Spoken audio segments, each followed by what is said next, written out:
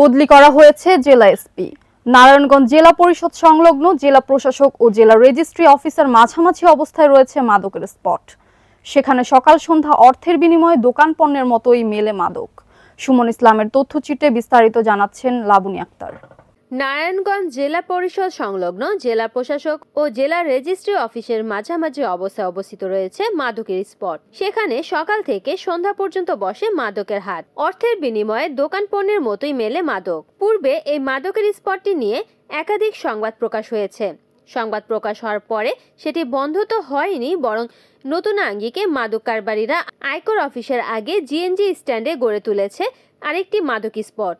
এলাকাবাসী জানায়, ইসদার ৬ নং ওয়ার্ডে এই মাদকের কেনা বেচা বিপুল পরিমাণ বেড়েছে ফ্যাসিস্ট বিতাড়িত হওয়ার পরেই। দুঃখ নিয়ে তারা বলেন, আওয়ামী লীগের ক্ষমতায় এত মাদকের দেখা মেলেনি। তবে ৫ই আগস্টের পর যেই হারে মাদক ছড়িয়ে পড়েছে, এতে পরিবার নিয়ে এই এলাকায় বসবাস করার অনুপযোগী হয়ে পড়েছে।